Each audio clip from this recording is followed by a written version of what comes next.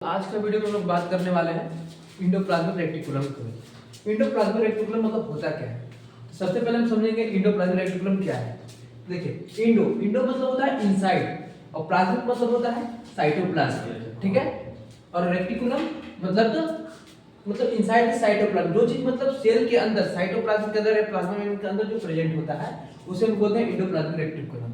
ये एक ऑर्गेनेल्स है, ऑर्गेनेल्स का ही टाइप है। ऑर्गेनेल्स बोले तो जैसे ये प्लाज्मा मेम्ब्रेन हो गया, सेल मेम्ब्रेन हो गया जिसको हम प्लाज्मा मेम्ब्रेन के नाम से भी जानते हैं, माइटोकॉन्ड्रिया हो गया, गोल्गी बॉडी हो गया, राइबोसोम हो गया, लाइसोसोम हो गया। ये सब क्या है? सेल ऑर्गेनेल्स है जो कि प्रेजेंट होता है इनसाइड द सेल। एक मतलब सेल के अंदर ये सारी चीज प्रेजेंट होती है। देखिए, endoplasmic reticulum is an important cell organelle. देखिए ये क्या है? ये भी एक इंपॉर्टेंट सेल ऑर्गेनेल है। किसका? सेल का, ह्यूमन बॉडी का, ठीक है। विच प्रेजेंट इनसाइड द साइटोप्लाज्म, जो कि साइटोप्लाज्म के अंदर प्रेजेंट रहता है, ऑफ यूकैरियोटिक सेल। साइटोप्लाज्म के यूकैरियोटिक सेल के अंदर प्रेजेंट होता है। यूकैरियोटिक मतलब क्या होता है? ट्रू सेल, जो कि वेल डिफाइंड रहता है। ट्रू सेल कहने का मतलब जिसका वेल डिफाइंड होता है हर चीज, ना कि मतलब पूरी तरह से जो डेवलपमेंट होता है उसे हम यूकैरियोटिक सेल बोलते हैं। सेल को दो टाइप्स में बांटा गया है, आपको पता होना चाहिए कि सेल जो है दो टाइप्स में बांटा गया है। एक है आपका, देखिए, ट्रू सेल और एक हो गया फॉल्स सेल, ठीक है। ट्रू सेल और फॉल्स। देखिए, ट्रू सेल, यूकैरियोटिक सेल को हम लोग ट्रू सेल के नाम से जानते हैं और वो प्रोकैरियोटिक को हम लोग फॉल्स सेल के नाम से जानते हैं। इसमें जो कि वेल डिफाइंड नहीं होता है, ठीक है। अब देखिए the structure of endoplasmic reticulum. Endoplasmic reticulum का जो स्ट्रक्चर है वो मेम्ब्रेन ट्यूब्स टाइप का है। जैसे मेम्ब्रेन ट्यूब्स कहने का मतलब ट्यूब लाइक है, ट्यूब फॉर्म, मतलब एक सिलेंड्रिकल शेप में, ट्यूब फॉर्म में, इस तरह से आप देख सकते हैं, जो कि ट्यूब फॉर्म में इसका स्ट्रक्चर है, ठीक है।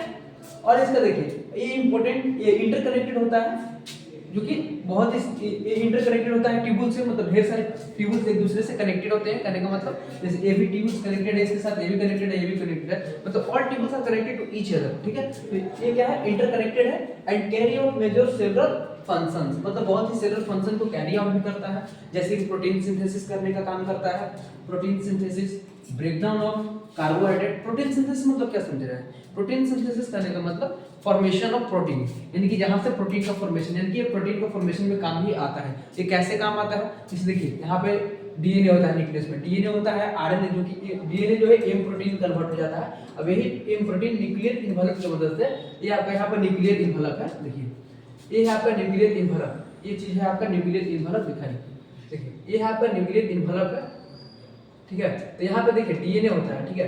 और यही डीएनए जो है ना, न्यूक्लियस के अंदर डीएनए प्रेजेंट होता है और ये डीएनए आपका एमआरएनए में कन्वर्ट हो जाता है। एमआरएनए ये बनाता है आपको प्रोटीन। अब ये प्रोटीन आपको न्यूक्लियर इन्वलप के हेल्प से, ये जो सरफेस है इंडोप्लाज्मिक रेटिकुलम का, इस सरफेस पर आ जाता है, ठीक है। अब ये जब सरफेस से होते हुए, जैसे यहाँ पे दो सरफेस को मिलता है, एक मिलता है आपका इंडोप्लाज्मिक स्मूथ इंडोप्लाज्मिक रेटिकुलम और एक होता है रफ इंडोप्लाज्मिक रेटिकुलम। दो प्रकार का इसके पास सरफेस मिलता है। जहां पर राइबोसोम का प्रेजेंटेशन होता है वो आपका होता है रफ एंडोप्लाज्मिक रेटिकुलम, ठीक है। जहां पर आपका राइबोसोम रहता है वो आपका रफ एंडोप्लाज्मिक रेटिकुलम होता है, और जहां पर राइबोसोम एब्सेंट होता है वो आपका साउथ एंडोप्लाज्मिक रेटिकुलम होता है।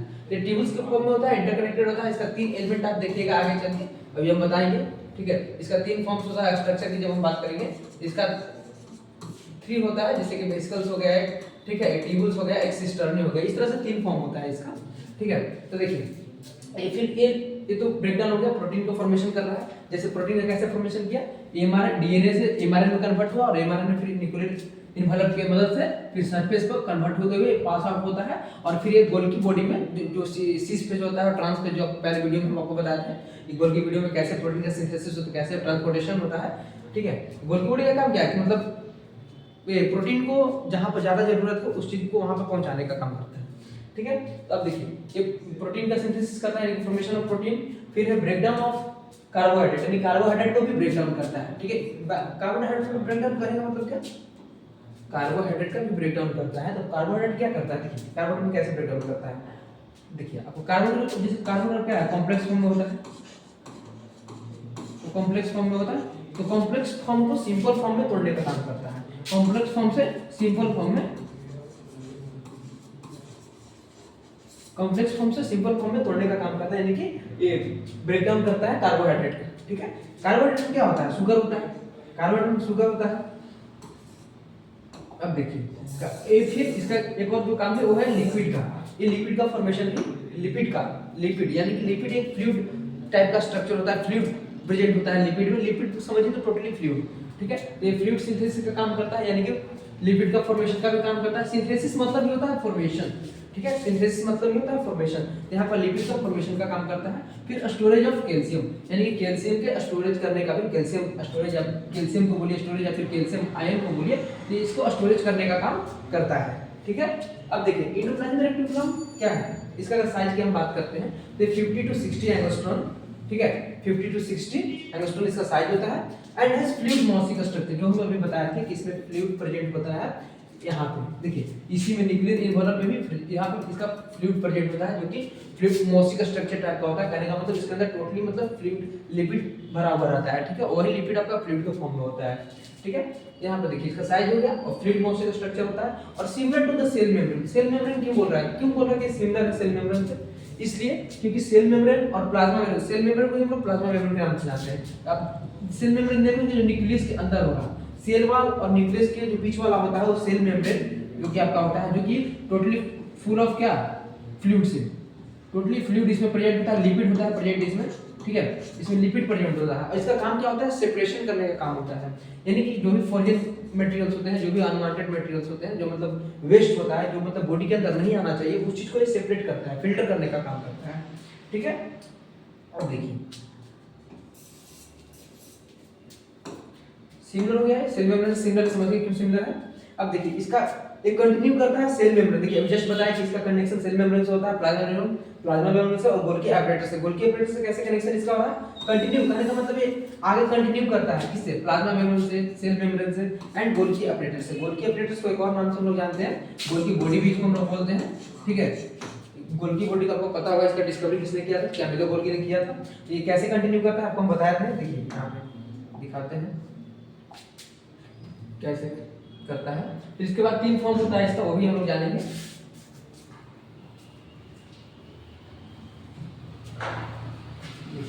इसका 3 फॉर्म होता है, कैसे कंटिन्यू करता है। जैसे आपका हो गया ये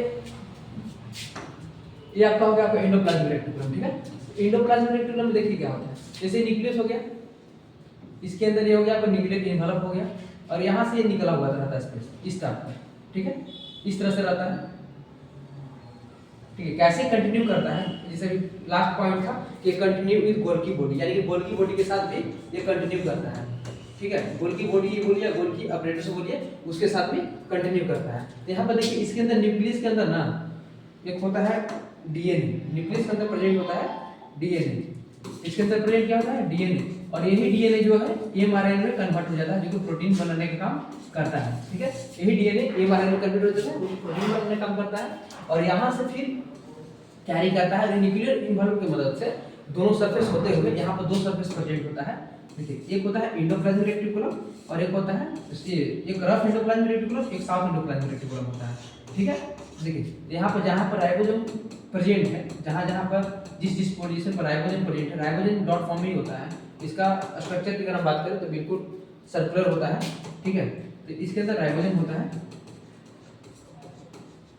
राइबोसोम होता है, ठीक है। तो ये फिर यही पास होते हुए फिर यहाँ से ये निकल जाता है गोल्गी बॉडी में, जो कि यहाँ पर वेसिकल्स के फॉर्म में, ठीक है। ये वेसिकल्स ही होता है जो कि यहाँ पर लेके चल जाता है, ठीक है, गोल्गी बॉडी में लेके चला जाता है, ठीक है।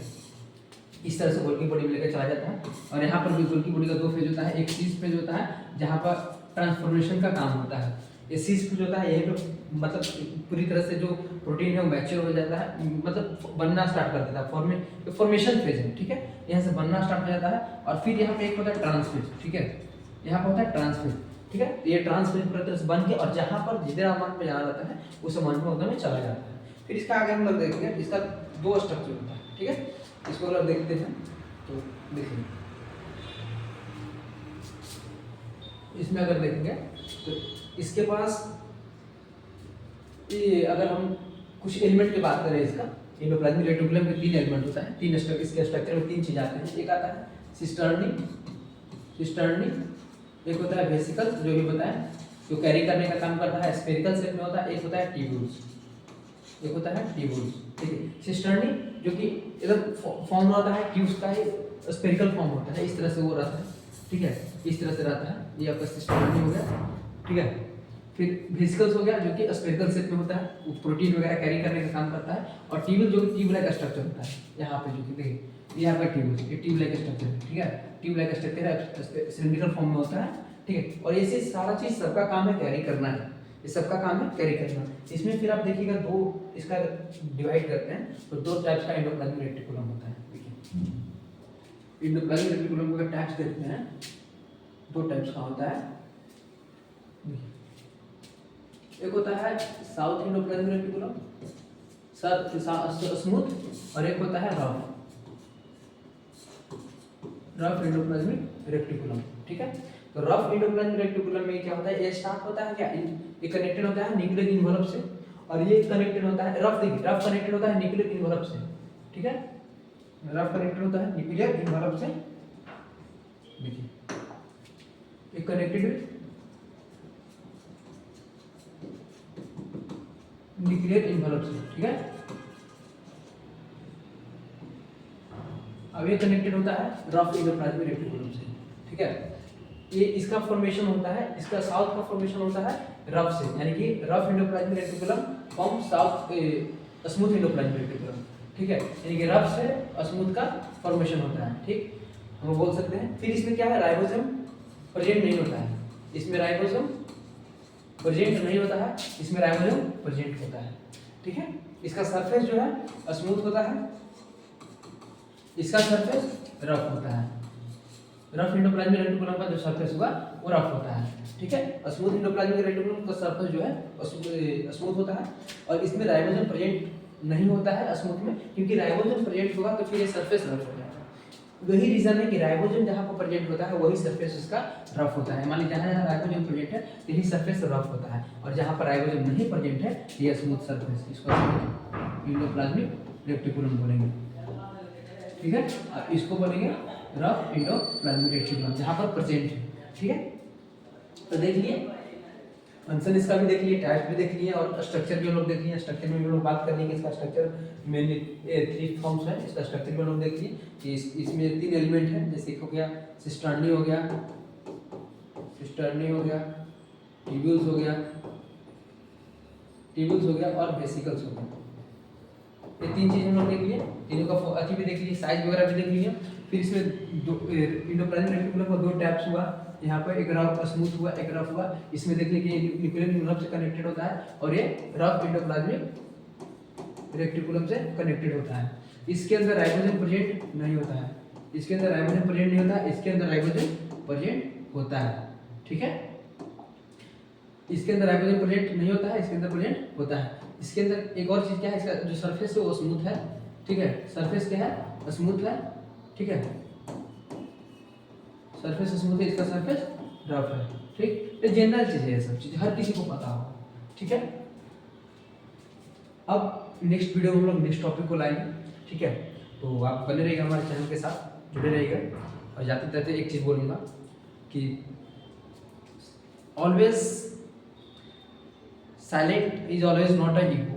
साइलेंट हमेशा ईगो नहीं, मतलब हमेशा कोई पर्सन अगर साइलेंट रहता है तो हमेशा ईगो नहीं होता, sometimes hide a lots of. So try to understand every peoples in every situation. ये आज का थॉट समझ लीजिए कि silence is not always ego, ठीक है। हमेशा ईगो नहीं होता है, कभी कभी समय में बहुत ज़्यादा पेन अपने अंदर छिपा कर रखता है, ठीक है। चलते हैं, बाय, नेक्स्ट वीडियो में मिलते हैं आपसे। और